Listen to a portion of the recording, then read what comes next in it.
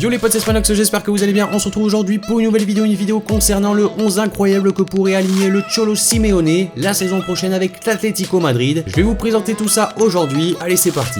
Alors voici le possible 11 de l'Atlético Madrid pour la saison prochaine. On va essayer de faire ligne par ligne, commençant assez rapidement avec le gardien de but, puisqu'on a Jan Oblak qui devrait rester du côté de l'Atlético Madrid. On sait que c'est un des meilleurs gardiens actuellement. Il est demandé par pas mal d'équipes, mais vu la somme attendue par l'Atlético Madrid, il y a peu de chances qu'il quitte le club des Colchoneros. Donc c'est un élément stable, et probablement qu'il franchira un nouvel échelon dans la hiérarchie des capitaines de l'Atlético Madrid avec le départ d'Antoine Griezmann. En tout cas, c'est un élément fort de cette équipe, et je pense que s'il reste, ce sera déjà une belle avancée. On poursuit avec la défense. Alors la défense, c'est là où il y a eu le plus de chamboulements à l'Atlético Madrid, puisqu'on a eu, comme vous le savez, le départ de Diego Godin qui a décidé de quitter l'Atlético Madrid après la fin de son contrat. On n'a pas eu encore beaucoup d'informations sur sa possible nouvelle équipe, mais bon, on parle fortement de l'Inter Milan. Il y a eu également le départ de Lucas Hernandez, gros transfert du côté du Bayern Munich, un joueur assez jeune qui pouvait encore faire pas mal de bonnes années du côté de l'Atlético Madrid, mais bon, ils ont réussi à récolter une bonne somme pour ce joueur-là. Ajouté à cela également Juan Fran, le latéral droit espagnol, qui lui commençait à un petit peu vieillir, et un peu à l'image de Diego Godin, il a décidé de partir de la meilleure des façons. Et pour terminer également Filipe Luis, le latéral gauche brésilien, qui lui n'a pas poursuivi son contrat. Donc ça fait du coup pas mal de joueurs en défense qui sont partis. L'Atlético Madrid doit donc se bouger un petit peu plus sur cette zone du terrain. Et premièrement, comme vous pouvez le voir à droite, on a Nelson Semedo. Alors Semedo, ça reste quand même une rumeur, mais il y a eu pas mal d'infos ces derniers jours autour de ce joueur-là. Il serait pas à l'aise du côté du FC Barcelone. Alors c'est vrai que sa clause libératoire est à 100 millions d'euros, donc il y a peu de chances que l'Atlético s'aligne dessus, mais bon, ils peuvent négocier autour de 30 millions d'euros, voire 40. C'est vrai qu'au Barça, il était quand même un petit peu en difficulté. Quand vous voyez que Sergi Roberto, qui a un milieu de formation, est titulaire au poste de latéral droit, poussant Nelson Semedo sur le banc des remplaçants, c'est un petit peu compliqué mentalement pour le Portugais, et son agent serait en train de tout faire pour le faire signer à l'Atlético Madrid, qui est vraiment un club qui est en train de chercher à ce poste-là. Donc pourquoi pas, en tout cas là-bas, je pense qu'il serait vraiment titulaire et qu'il pourrait vraiment montrer tout l'étendue de son talent, puisque du talent c'est sûr qu'il en a. Et si maintenant on s'intéresse à la défense centrale, il y a bien sûr José María Jiménez, le joueur uruguayen qui lui était déjà titulaire avec Diego Godin la saison dernière. Là ce sera vraiment le patron de cette défense. Et à ses côtés, un joueur qu'ils ont recruté il y a très peu de temps, il s'agit du brésilien Felipe Monteiro, un joueur qui appartenait au FC Porto. C'est un joueur quand même assez âgé, on va pas se mentir, et ils ont quand même déboursé une somme autour des 30 millions d'euros, ce qui est quand même une somme assez importante pour un joueur de cet âge là. Après, j'ai pas trop regardé les matchs du FC Porto, donc je peux pas vous dire si c'est un très grand joueur. Ceux qui le connaissent, n'hésitez pas à me dire dans les commentaires en quelques mots son style de jeu, mais je pense que si le Cholo Simeone l'a fait signer, c'est que ça doit être un très bon défenseur. Donc voilà pour la défense assez remaniée. Si on passe au milieu de terrain, alors dans une précédente vidéo, je vous avais annoncé que Héctor Herrera allait signer à l'Atlético Madrid. Alors forcément actuellement c'est pas officiel, mais en tout cas on peut dire qu'à 95% c'est fait. Héctor Herrera, c'est un milieu de terrain quand même très combatif, et je pense qu'il s'inscrit extrêmement bien dans la philosophie du jeu de Simeone. Je pense que c'est un joueur qui va vraiment faire de très bons matchs dans cette équipe-là. Très bonne recrue. Et si on passe avec l'attaque, je vous ai mis Angel Correa et Edinson Cavani. On va parler un petit peu plus de Cavani. Correa, c'est un joueur qui a toujours fait le taf quand Simeone l'a aligné. Et je pense que la saison prochaine, avec le départ d'Antoine Griezmann, il va vraiment prendre une autre dimension. Ça va être un joueur beaucoup plus important, puisque d'ailleurs, on a également Alvaro Morata, mais lui, il était prêté par Chelsea. Et je crois que Chelsea demandait une somme autour des 18 millions d'euros pour que l'Atlético le garde. Et vu les performances qu'il a faites, il y a peu de chances que l'Atlético Madrid exerce cette option de rachat. Donc maintenant, pour en revenir à Edinson Cavani, dans la précédente vidéo où je vous présentais le 11 du Paris Saint-Germain, je vous disais que Cavani était pas franchement très à l'aise ces dernières semaines avec le Paris Saint-Germain, et que Leonardo, le nouveau directeur général du PSG, cherchait une porte de sortie à Cavani. Alors c'est vrai qu'on a beaucoup parlé de Naples, Cavani est fortement attaché à ce club-là. D'ailleurs concernant Leonardo, c'est lui qui l'avait fait signer en 2013, et c'est lui qui souhaite le faire partir en 2019, donc c'est assez drôle. Bon, tout ça pour dire que Cavani est fortement attaché à Naples, il souhaiterait y retourner, mais les négociations entre les deux clubs ne sont pas forcément au beau fixe. On a vu que Alan avait pas mal de difficultés à rejoindre le Paris Saint-Germain à cause du président de Naples, et la deuxième équipe dans laquelle Cavani pourrait signer, ce serait l'Atlético Madrid, qui, après le départ de joueurs importants comme Torres ou encore Griezmann, cherche vraiment un numéro 9 important. Alors certes, il y a Diego Costa, mais il donne pas forcément le rendement attendu. Et Edinson Cavani, c'est un attaquant qui s'inscrirait vraiment à 100% dans la philosophie de jeu de Simeone, qui est vraiment basé sur l'agressivité l'agressivité, la grinta, tout ce qu'a Cavani. Donc on verra bien. Tout dépendra également du choix du joueur, s'il préfère forcer son départ à Naples ou tout simplement signer à l'Atlético Madrid. Je voulais également vous parler de 3 autres joueurs. Le premier c'est LJ Felmas, un joueur qui évolue dans le club de Fenerbahçe. Alors il a quasiment signé du côté de l'Atlético Madrid pour 14 millions d'euros. Je sais que c'est un jeune joueur qui évolue au milieu de terrain. Je pense que si l'Atlético le fait signer, c'est un joueur avec pas mal d'avenir. On verra ça. Également Sergio Canales.